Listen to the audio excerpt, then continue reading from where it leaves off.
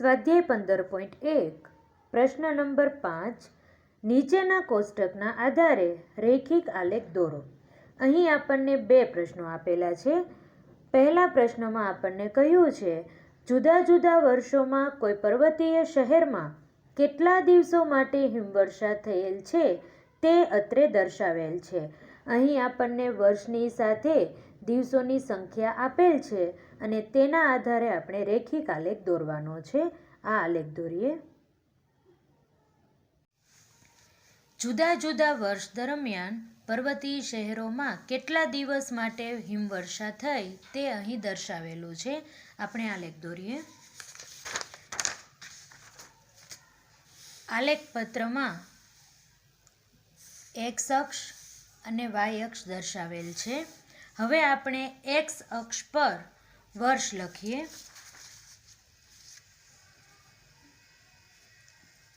2003, 2004, 2005 અને 2006 ચાર વર્ષો આપણને બતાવેલા છે. હવે આપણને એવું કહ્યું છે દિવસોની સંખ્યા માટે 8, 10, 5, 12 આવી રીતે અંકો આપણને આપ્યા છે. તેથી આપણે પ્રમાણમાપ નક્કી કરીએ તો કેટલું પ્રમાણમાપ લેશું? 1 સેન્ટીમીટર બરાબર 2 દિવસ લઈએ.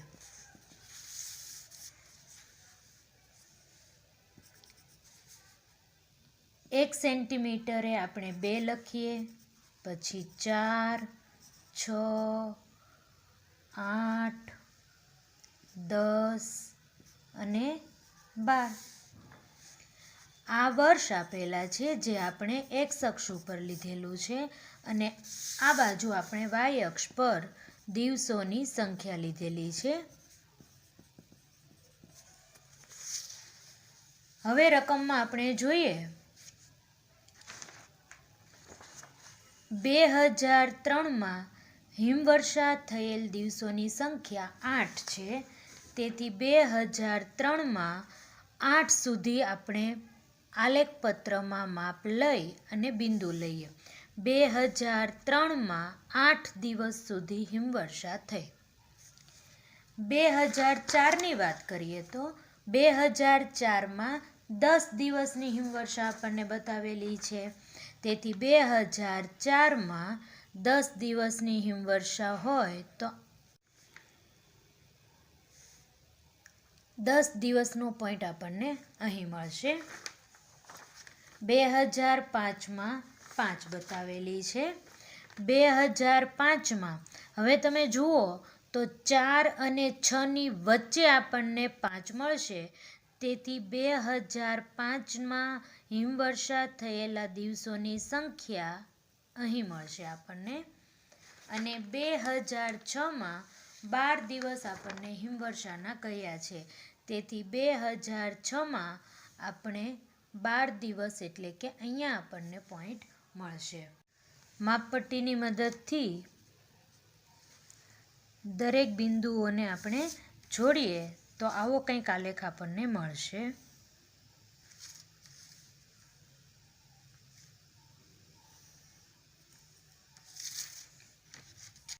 આ આપણો માંગેલો આલેખ છે. પ્રશ્ન બી. એક ગામની અંદર જુદા જુદા વર્ષોમાં પુરુષ અને સ્ત્રીની વસ્તી હજારમાં આપણને આ મુજબ આપેલી છે. વર્ષ દરમિયાન પુરુષોની સંખ્યા આપી છે અને સાથે સાથે સ્ત્રીઓની સંખ્યા પણ આપેલી છે. તેના આધારે આપણે આલેખ દોરીએ. વર્ષ દરમિયાન પુરુષોની સંખ્યા અને સ્ત્રીઓની સંખ્યા આપણને હજારમાં આપેલી છે. આપણે આ પરથી આલેખ દોરવાનો છે. આલેખ દોરીએ. આલેખ પત્રમાં એક્સ અક્ષ અને વાય અક્ષ આપણે લીધા છે. વર્ષ આપણને 2003થી 2007 સુધી આપેલા છે. તેને આપણે એક્સ અક્ષ પર લઈએ.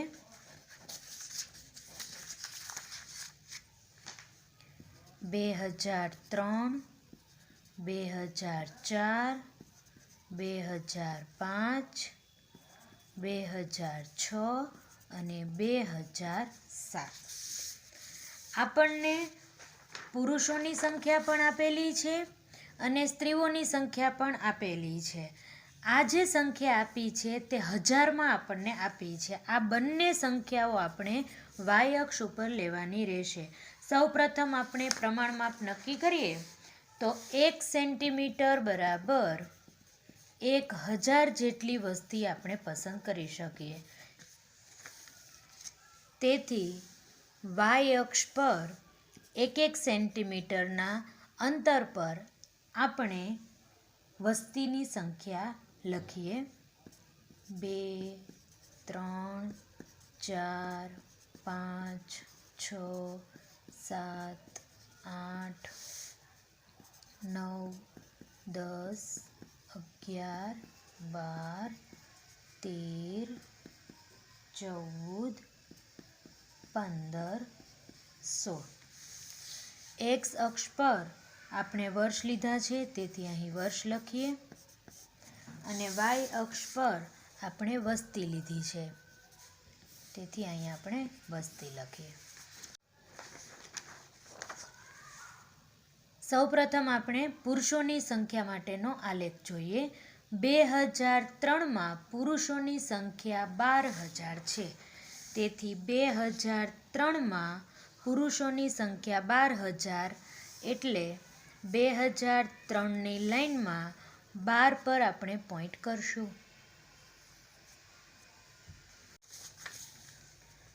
2004માં પુરુષોની સંખ્યા 12.5 આપણને આપી છે. 2004માં પુરુષોની સંખ્યા 12.5 એટલે 12 અને 13ની વચ્ચે મળશે આપણને. 2005માં પુરુષોની સંખ્યા 13 આપેલી છે આપણને. 2005માં પુરુષોની સંખ્યા 13 આપણને મળે છે. 2006માં 13.2 અને 2007માં 13.5 આપણને આપેલા છે. 2006માં 13.2 અહીં મળશે આપણને. 2007માં 13.5 આપણને આપેલા છે એટલે કે 13 અને 14ની વચ્ચેનો પોઈન્ટ આપણને મળશે. હવે આ બધા જ બિંદુઓને આપણે ફૂટપટ્ટીની મદદથી જોડીએ.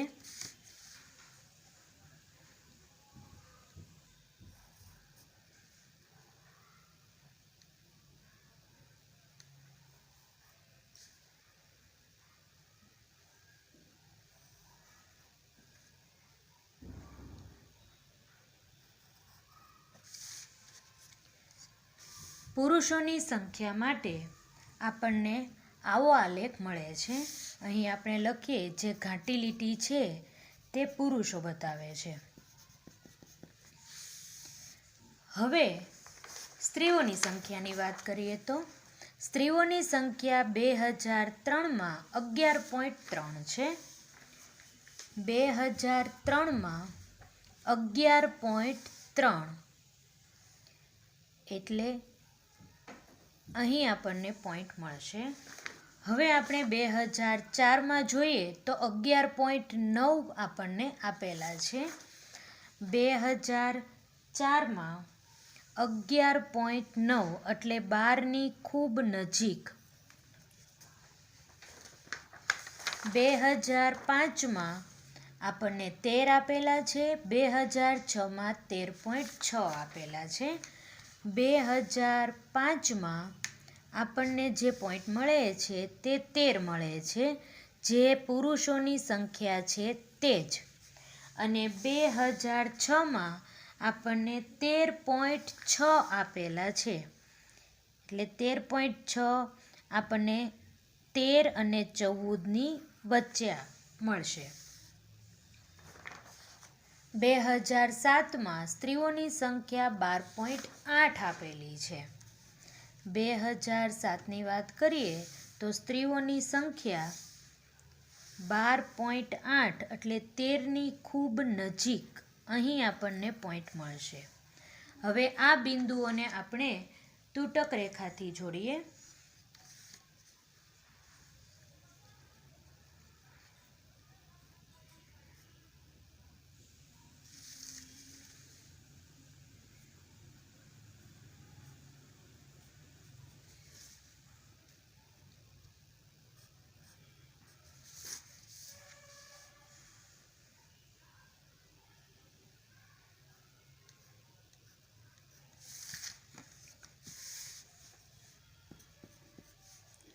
તૂટક રેખા છે એ સ્ત્રીઓ દર્શાવે છે.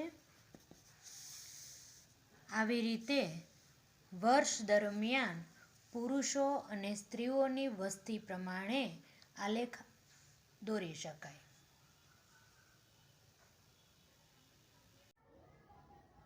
સ્વાધ્યાય 15.2 પ્રશ્ન નંબર 1 નીચેના બિંદુઓને આલેખપત્ર પર અંકિત કરો અને ચકાસણી કરો કે તે બધા એક જ રેખા પર આવેલા છે. અહીં આપણને અલગ અલગ 3 પ્રશ્નો આપેલા છે. આપણે આલેખ દોરીએ. પહેલા પ્રશ્ન માટે અલગ અલગ 4 બિંદુઓ આપણને આપેલા છે. આપણે આલેખ દોરીએ. સૌ પ્રથમ આપણે એક્સ અક્ષ દોરીએ. એકદમ સરળ આલેખ છે, ખૂબ જ ઝડપથી આપણે દોરી શકીશું. અહીં આપણે એક્સ અક્ષ લઈએ છીએ, જ્યાં આપણે અલગ અલગ બિંદુઓ લઈએ છીએ. 1 2 3 4 5 6 7. એવી જ રીતે આપણે હવે વાય અક્ષ દોરીએ છીએ.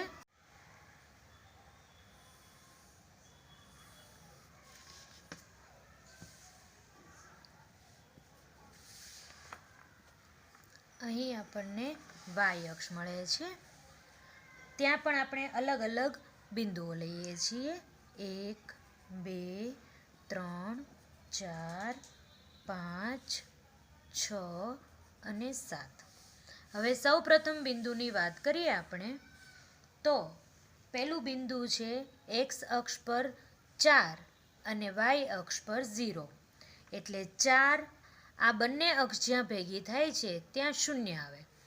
તો પહેલું બિંદુ આપણને અહીં મળે છે, જે બિંદુ એ છે, જેમાં એક્સ અક્ષનું માપ 4 છે અને વાય અક્ષનું માપ આપણને 0 આપેલું છે. બીજું બિંદુ છે 4 અને 2. એટલે કે એક્સ અક્ષ પર 4 અને વાય અક્ષ પર 2. બંને બિંદુ જ્યાં ભેગા થાય તે આપણું બિંદુ બી છે, 4 2. સી બિંદુ મળે છે 4 6. એટલે કે એક્સ અક્ષનું 4 માપ અને વાય અક્ષ પર 6. બંને માપ જ્યાં ભેગા થાય છે તે બિંદુ સી છે. સી બિંદુ છે એક્સ અક્ષમાં 4 અને વાય અક્ષ તરીકે 6 આપણને મળે છે. ચોથું બિંદુ છે 4 અને 2.5. એટલે કે એક્સ અક્ષનું માપ 4, 2.5 એટલે 2 અને 3ની વચ્ચે. અહીં આપણને ડી બિંદુ મળે છે 4 અને વાયનું માપ 2.5. આપણે ફૂટપટ્ટીની મદદથી આ બિંદુઓને જોડી દઈએ.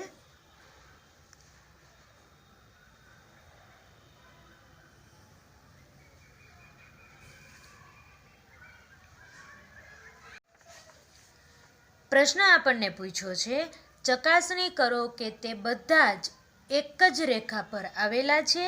આ 4 બિંદુઓ એક રેખા પર છે. અહીં આલેખમાં આપણે જોઈ શકીએ છીએ એ બી સી અને ડી 4 બિંદુઓ એક જ રેખા પર આવેલા છે.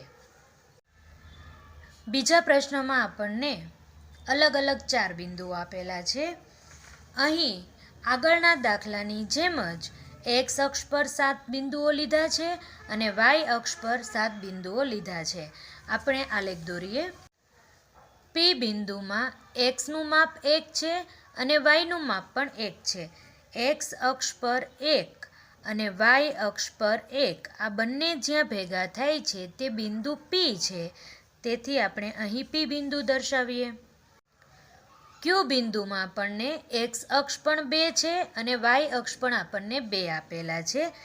એક્સ અક્ષ પર 2 અને વાય અક્ષ પર પણ 2. આ જે બિંદુ મળે છે તે ક્યુ છે. આર બિંદુ એવી રીતે આપણને મળશે. એક્સ અક્ષ પર 3 અને વાય અક્ષ પર 3. બંને 3 જ્યાં ભેગા થાય છે તે બિંદુ આર છે. એવી જ રીતે એસ બિંદુ આપેલું છે. એક્સ અક્ષનું માપ 4 અને વાય અક્ષ પરનું માપ પણ 4 આપ્યું છે. એક્સ અક્ષ પરનું માપ 4 અને વાય અક્ષ પરનું માપ 4 એટલે આ બિંદુ આપણને મળે છે તે એસ છે. 4 4. આ પી બિંદુ મળે છે, આ ક્યુ, આ આર અને આ એસ. ફૂટપટ્ટીની મદદથી આ ચારેય બિંદુઓને આપણે જોડી દઈએ.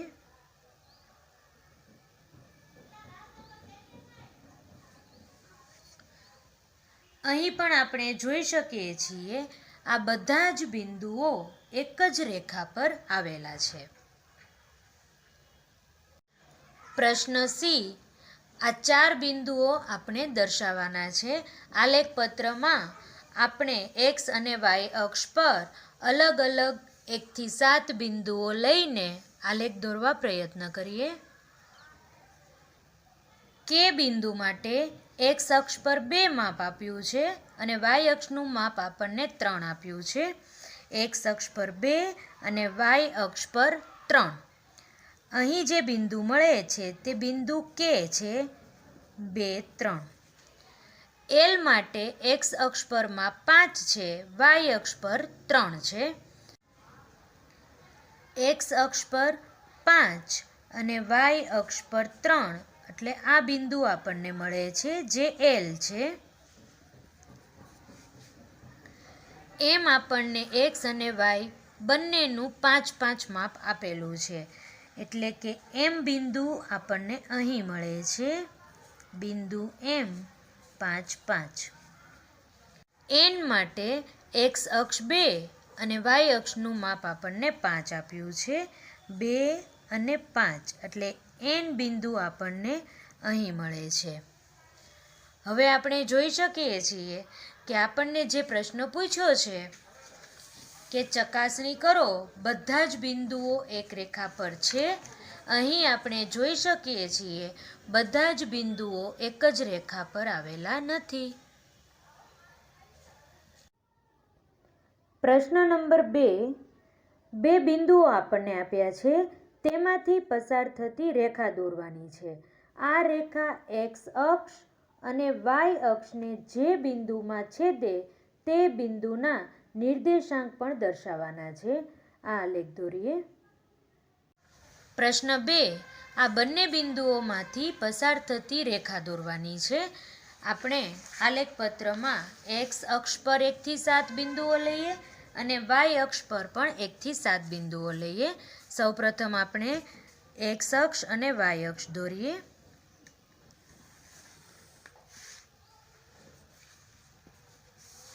એક્સ અક્ષ મળે છે. એવી જ રીતે આપણે હવે વાય અક્ષ લઈએ.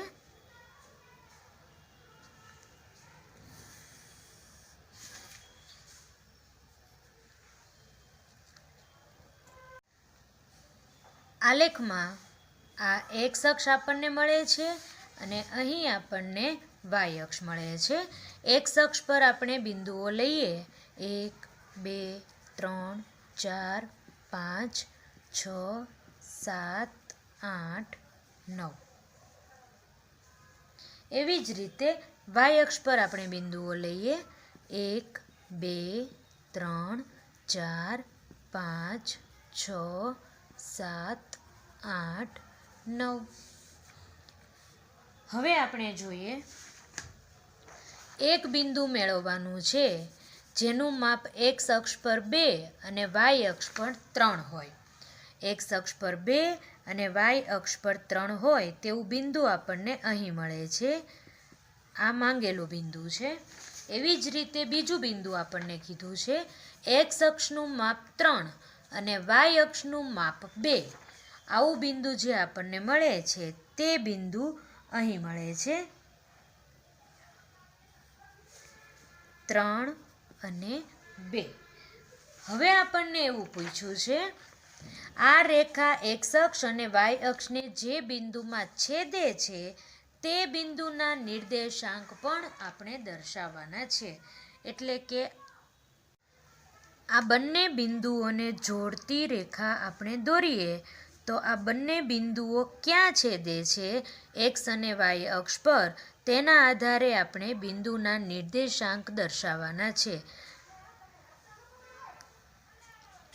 રેખા આપણે દોરી તો હવે એક બિંદુ મળે છે આ, જેમાં એક્સ અક્ષનું માપ 5 છે અને વાય અક્ષનું માપ 0 છે. બંને અક્ષ જ્યાં ભેગા થાય ત્યાં માપ 0 હોય છે. એવી જ રીતે આ બિંદુ પણ આપણને મળે છે, તેમાં એક્સ અક્ષનું માપ કેટલું મળે છે 0 મળે છે અને વાય અક્ષનું માપ આપણને 5 મળે છે. સ્વાધ્યાય 15.3 પ્રશ્ન નંબર 1, યોગ્ય પ્રમાણ માપનો ઉપયોગ કરી નીચેના કોષ્ટકના આધારે આલેખ દોરો. પહેલો પ્રશ્ન પૂછ્યો છે, સફરજનના ભાવ આપણને આપેલા છે. સફરજનની સંખ્યા પ્રમાણે તેની કિંમત આપણને આપી છે. આ માપના આધારે આપણે આલેખ દોરીએ. પ્રશ્ન 1માં આપણને સફરજનની સંખ્યાના આધારે સફરજનની કિંમત પણ આપણને આપી છે. સફરજનની સંખ્યા આપણે એક્સ અક્ષ પર લઈએ અને તેની કિંમત આપણે વાય અક્ષ પર લઈએ. આલેખ દોરવા માટે પ્રયત્ન કરીએ. સૌ પ્રથમ આપણે એક્સ અક્ષ પર સફરજનની સંખ્યા લખીએ છીએ. 1, 2, 3, 4, 5, 6, 7. એક્સ પર આપણે સફરજનની સંખ્યા લીધી છે. વાય અક્ષ પર આપણે સફરજનની કિંમત લખીએ છીએ. કિંમત આપણને કેટલી આપેલી છે? 5, 10, 15, 20, 25 એટલે કે 5 સાથે ગુણાયેલી બધી સંખ્યા છે. તેથી સરળતા માટે આપણે 1 સેન્ટીમીટર બરાબર 5, 10, 15, 20, 25, 30 આવી રીતે આપણે સફરજનની કિંમત લખીએ. હવે આપણને જે પ્રશ્ન આપ્યો છે તે મુજબ આલેખ દોરીએ. આપણને એવું કીધું છે, એક સફરજનની કિંમત 5 રૂપિયા, 2 સફરજનની કિંમત 10 રૂપિયા. એક સફરજનની કિંમત 5 રૂપિયા એટલે આ પોઈન્ટ મળશે. 2 સફરજનની કિંમત 10 રૂપિયા એટલે આ પોઈન્ટ આપણને મળશે. એવી રીતે 3 માટે 15 રૂપિયા, 4 નંગ માટે 20 રૂપિયા અને 5 નંગ માટે આપણને 25 રૂપિયા મળે છે. તો 3 માટે આપણને 15 રૂપિયા, 4 નંગ સફરજન માટે 20 રૂપિયા અને 5 નંગ સફરજન માટે આપણને 25 રૂપિયા આપ્યા છે. ફૂટપટ્ટી વડે આ બિંદુઓને આપણે જોડીએ.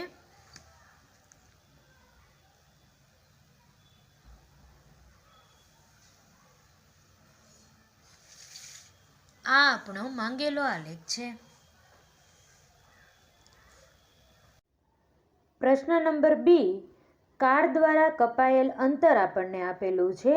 સમય આપણને કલાકમાં આપેલો છે અને અંતર આપણને કિલોમીટરમાં આપેલું છે. આ માહિતીના આધારે આપણે આલેખ દોરવાનો છે અને સાથે સાથે 2 પ્રશ્નો આપણને આપેલા છે. પહેલો પ્રશ્ન પૂછ્યો છે, 7:30 થી 8 દરમિયાન કારે કેટલું અંતર કાપ્યું હશે? બીજો પ્રશ્ન પૂછ્યો છે, કાર દ્વારા યાત્રા શરૂ કર્યાના સ્થળથી 100 કિલોમીટર દૂર પહોંચવા માટે કેટલો સમય લાગ્યો હશે? સમયને એક્સ અક્ષ પર લઈએ અને અંતરને વાય અક્ષ પર લઈએ. સૌપ્રથમ આપણે એક્સ અક્ષ પર સમય બતાવીએ. સૌથી પહેલાં આપણે લખીએ 6 AM એટલે કે સવારના 6, પછી 7 AM, 8 AM, 9 AM, 10 AM આ સમય આપણે દર્શાવેલો છે. હવે આપણે વાય અક્ષ પર તેનું અંતર લેવાનું છે. અંતરનું માપ આપણે જોઈએ તો સૌથી વધારે અંતર 160 કિલોમીટર છે. તેથી આપણે 1 સેન્ટીમીટર બરાબર 10-10નું માપ લઈએ તો વાય અક્ષ પર આપણને મળશે 10, 20, 30, 40, 50, 60, 70, 80, 90, 100, 110, 120, 130, 140, 150 અને 160. વાય અક્ષ પર જે આપણને મળે છે તે અંતર આપેલું છે, જે કિલોમીટરમાં આપણને આપ્યું છે. હવે આપણે આલેખ દોરવાની શરૂઆત કરીએ. સવારે 6 વાગે કપાયેલું અંતર 40 કિલોમીટર હતું. તો સવારે 6 વાગે કપાયેલું અંતર 40 કિલોમીટર આપણને અહીં મળશે. એવી જ રીતે 7 વાગે 80 કિલોમીટર અને 8 વાગે 120 કિલોમીટર લઈએ. 7 વાગે 80 કિલોમીટર એટલે અહીં પોઈન્ટ મળશે અને 8 વાગે 120 કિલોમીટર. 8 વાગે 120 કિલોમીટર જેટલું અંતર કપાય છે.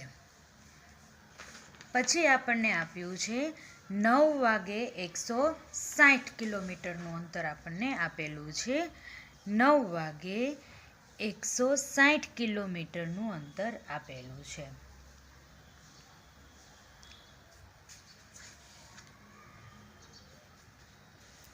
છ વાગે 40 કિલોમીટર, 7 વાગે 80 કિલોમીટર, 8 વાગે 120 કિલોમીટર અને 9 વાગે 160 કિલોમીટર.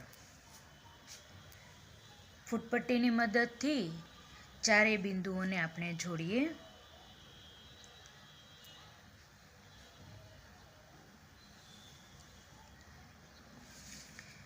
આવો આલેખ આપણને મળે છે. પ્રશ્ન આપણને પૂછ્યો છે 7:30 થી 8 દરમિયાન કારે કેટલું અંતર કાપ્યું હશે? આવો પ્રશ્ન આપણને પૂછ્યો છે. આપણે જોઈએ 8 વાગે કારે કાપેલું અંતર 120 કિલોમીટર છે. 7:30 એટલે કે 7 અને 8ની વચ્ચે 7:30 વાગે કાપેલું અંતર આપણે જોઈએ તો આપણને 100 મળે છે. એટલે કે 120માંથી 100 આપણે બાદ કરીએ તો આપણને માંગેલું અંતર મળી જાય. આપણે લખીએ 7:30 AM એટલે કે સવારે 7:30 વાગે કાપેલું અંતર 100 કિલોમીટર હતું અને સવારે 8 વાગે કાપેલું અંતર 120 કિલોમીટર હતું. આપણને પ્રશ્ન પૂછ્યો છે 7:30 થી 8 દરમિયાન કેટલું અંતર કાપેલું હશે? તો આપણે લખીએ કાપેલું અંતર બરાબર 120 ઓછા 100 એટલે કે 20 કિલોમીટર અંતર કાપેલું છે. બીજો પ્રશ્ન પૂછ્યો છે કાર દ્વારા યાત્રા શરૂ કર્યાના સ્થળથી 100 કિલોમીટર દૂર પહોંચવા માટે કેટલો સમય લાગ્યો હશે? આલેખમાં આપણે જોઈએ તો યાત્રા શરૂ કરી છે સવારે 6 વાગે અને 100 કિલોમીટર માટે કયો સમય આપણને મળે છે? 7:30. 7 અને 8ની વચ્ચે 7:30. 6 વાગે શરૂ કર્યું અને 7:30 આસપાસ 100 કિલોમીટર જેટલું અંતર કપાઈ ગયું છે. તો આપણે શું કહી શકીએ? 7:30 ઓછા 6 બાદબાકી કરીએ આપણે.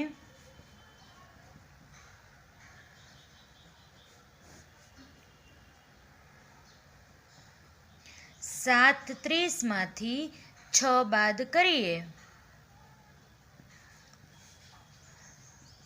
તો 1.30 મળે. એટલે કે 1 કલાક 30 મિનિટ જેટલો સમય લાગ્યો હશે. પ્રશ્ન સી, 1 વર્ષ માટે જમા કરાવેલ મુદ્દલ માટે વ્યાજ આ મુજબ આપણને આપેલું છે.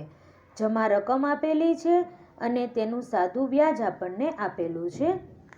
3 પ્રશ્ન પૂછ્યા છે. શું આ આલેખ ઉદ્ગમ બિંદુમાંથી પસાર થશે?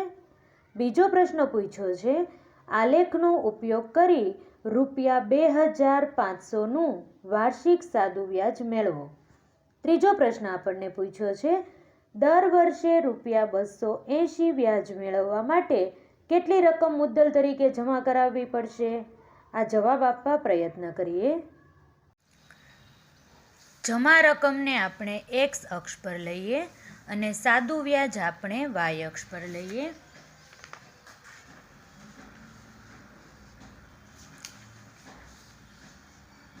આ એક્સ અક્ષ છે અને આ વાય અક્ષ છે. એક્સ અક્ષ પર આપણે જમા રકમ લઈએ 1000, 2000, 3000, 4000, 5000, 6000 અને વાય અક્ષ પર આપણને વ્યાજ આપેલું છે. ઓછામાં ઓછું વ્યાજ ₹80 છે, વધારામાં વધારે 400 છે. તેથી આપણે 1 સેન્ટીમીટર બરાબર ₹40 આપણે માપ લઈએ. પ્રમાણ માપ આપણે 1 સેન્ટીમીટર બરાબર ₹40 વ્યાજ ગણીએ તો વાય અક્ષ પર આપણને અંક મળશે 40, 80, 120, 160, 200, 240, 280, 320, 360, 400. આવી રીતે અંક આપણને મળશે. હવે આપણે જોઈએ, એક્સ અક્ષ પર આપણે લીધેલી છે જમા રકમ અને વાય અક્ષ પર આપણે લીધું છે સાદું વ્યાજ.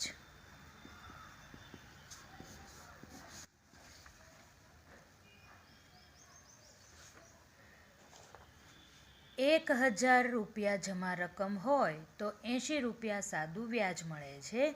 2000 જમા રકમ હોય તો ₹160 વ્યાજ મળે છે. 1000 હોય ત્યારે ₹80 વ્યાજ મળે છે, એટલે આ પોઈન્ટ મળશે આપણને. 2000 હોય ત્યારે આપણને 160 જેટલું સાદું વ્યાજ આપેલું છે. એવી જ રીતે 3000 હોય ત્યારે ₹240 સાદું વ્યાજ મળે છે. 3000એ 240 સાદું વ્યાજ મળે છે. ₹4000 હોય તો 320 સાદું વ્યાજ મળે છે. ₹5000 જમા રકમ હોય તો ₹400 સાદું વ્યાજ મળે છે. ₹4000 હોય ત્યારે 320 સાદું વ્યાજ મળે છે અને 5000 જ્યારે હોય ત્યારે ₹400 સાદું વ્યાજ મળે છે. 5000 હોય ત્યારે ₹400 સાદું વ્યાજ મળે છે. આવી રીતે આપણને બધા પોઈન્ટ મળ્યા છે. ફૂટપટ્ટીની મદદથી આ બધા જ પોઈન્ટને આપણે જોડી દઈએ.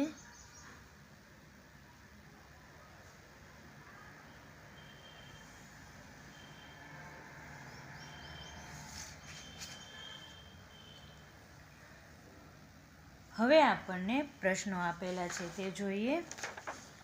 શું આ આલેખ ઉદ્ગમ બિંદુમાંથી પસાર થશે? આવું આપણને પૂછ્યું છે. જોઈએ આપણે લીટી દોરી છે. તે રેખા ઉદ્ગમ બિંદુમાંથી પસાર થાય છે. તેથી આપણે લખી શકીએ હા, આલેખ ઉદ્ગમ બિંદુમાંથી પસાર થાય છે. બીજો પ્રશ્ન છે, આલેખનો ઉપયોગ કરી ₹2500નું વાર્ષિક સાદું વ્યાજ મેળવો. એટલે કે જમા રકમ 2500 હોય તો સાદું વ્યાજ કેટલું મળશે? 2500 આપણને 2000 અને 3000ની વચ્ચે મળશે, એટલે કે અહીંયા મળશે. તો તેનું વ્યાજ કેટલું હશે? આપણે જોઈ શકીએ છીએ વ્યાજ 200 રૂપિયા હશે. તેથી આપણે લખીએ ₹200 સાદું વ્યાજ હશે. પછીનો પ્રશ્ન જોઈએ.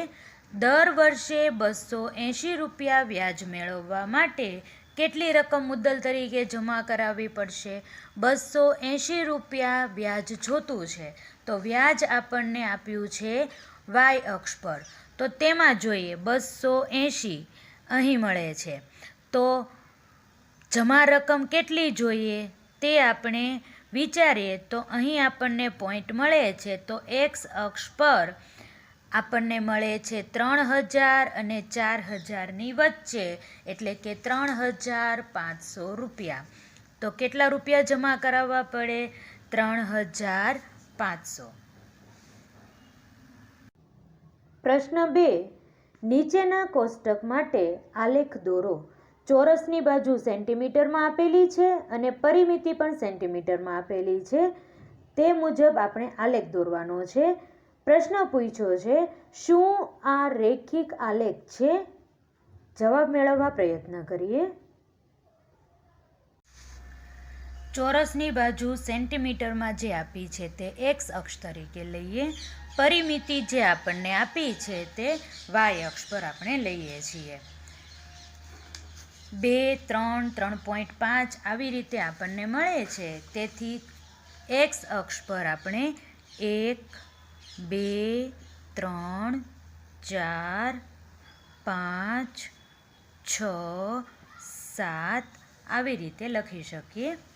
વાય અક્ષ પરનું માપ આપણે જોઈએ 8, 12, 14, 20, 24 આવી રીતે મળે છે.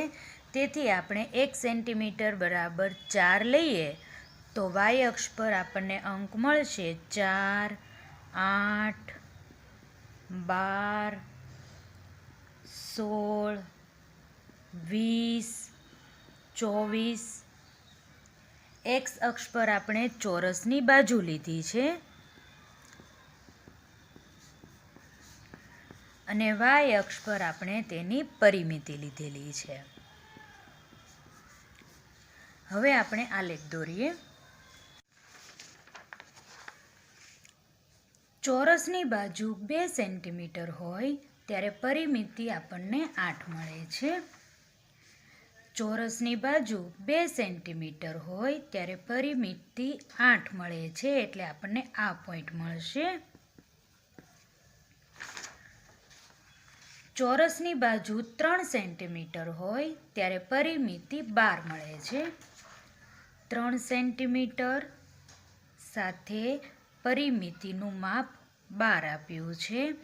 તેથી આપણને આ પોઈન્ટ મળશે.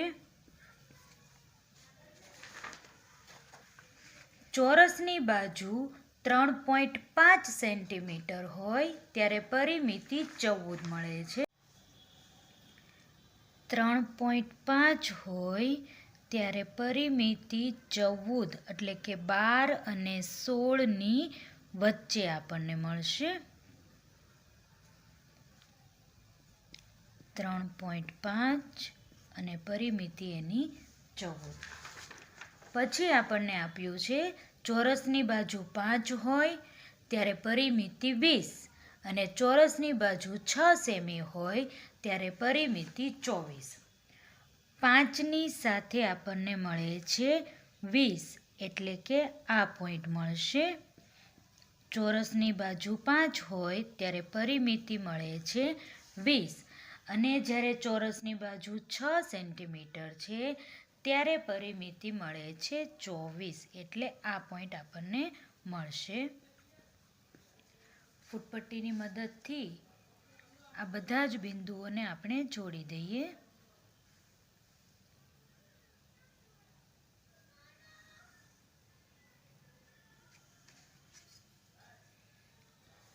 આ આપણો માંગેલો આલેખ છે. પ્રશ્ન આપણને એવો પૂછ્યો છે, શું આ રેખિક આલેખ છે? તમે અહીં જોઈ શકો છો બધા જ બિંદુઓ એક જ રેખા પર આવેલા છે. તેથી આપણે કહી શકીએ હા, આ આલેખ રૈખિક આલેખ છે.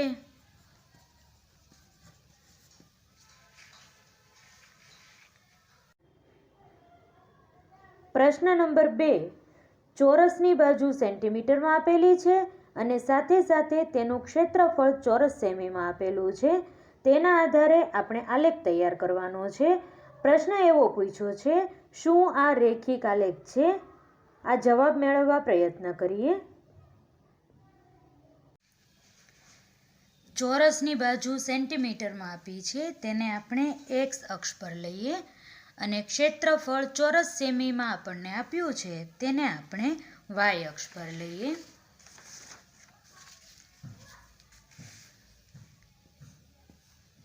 એક્સ અક્ષ પર આપણે ચોરસની બાજુઓ લઈએ, જેનું માપ આપણને સેન્ટીમીટરમાં આપેલું છે, અને ક્ષેત્રફળ આપણે વાય અક્ષ પર લઈએ છીએ. બાજુનું માપ આપણે જોઈએ 2, 3, 4, 5, 6 આવી રીતે આપેલું છે. તેથી એક્સ અક્ષ પર આપણે 1, 2, 3, 4, 5, 6, 7, 8 આવું માપ લઈશું. હવે વાત કરીએ આપણે ચોરસના ક્ષેત્રફળની. ચોરસનું ક્ષેત્રફળ આપણને 4, 9, 16, 25, 36 આવું આપ્યું છે. તેથી આપણે પ્રમાણમાં 1 સેમી બરાબર 5 ચોરસ સેમી લઈએ તો વાય અક્ષ પર આપણને 5, 10, 15, 20, 25, 30, 35, 40, 45 આવા માપ આપણે લખી શકીએ. હવે પ્રશ્ન જોઈએ. આપણને એવું કહ્યું છે, ચોરસની બાજુ 2 સેન્ટીમીટર હોય તો ક્ષેત્રફળ 4 સેન્ટીમીટર મળે છે. ચોરસની બાજુ 2 સેન્ટીમીટર હોય ત્યારે ક્ષેત્રફળ 4 સેન્ટીમીટર મળે છે, એટલે કે આ બિંદુ મળશે. ચોરસની બાજુ 3 સેમી હોય ત્યારે ક્ષેત્રફળ 9 ચોરસ સેમી મળે છે. 4 સેમી બાજુની લંબાઈ હોય તો ક્ષેત્રફળ 16 ચોરસ સેમી મળે છે.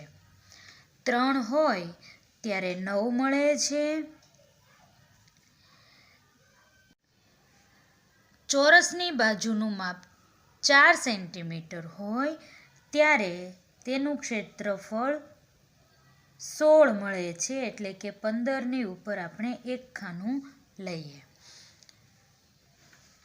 ચોરસની બાજુનું માપ 5 સેન્ટીમીટર હોય ત્યારે ક્ષેત્રફળ 25 મળે છે. 5 સેન્ટીમીટર લંબાઈ હોય ત્યારે 25 મળે છે. અને 6 સેન્ટીમીટર ચોરસની બાજુ હોય ત્યારે ક્ષેત્રફળ 36 ચોરસ સેમી મળે છે. 6 હોય ત્યારે 36 ચોરસ સેમી જેટલું ક્ષેત્રફળ મળે છે. હવે આપણને પૂછ્યું છે, શું આ રૈખિક આલેખ છે? આપણને એક રેખામાં હોય એવું લાગે છે, તો જોઈએ. ફૂટપટ્ટી વડે રેખા દોરવા પ્રયત્ન કરીએ તો બધા જ બિંદુઓ એક લાઈનમાં આવતા નથી. આ બધા જ પોઈન્ટને એક સાથે જોડવા પ્રયત્ન કરીએ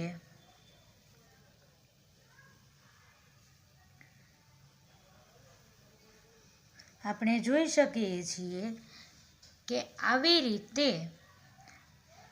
રેખા જેવો આલેખ મળતો નથી, પણ વક્ર આલેખ આપણને મળે છે. તેથી આપણે કહી શકીએ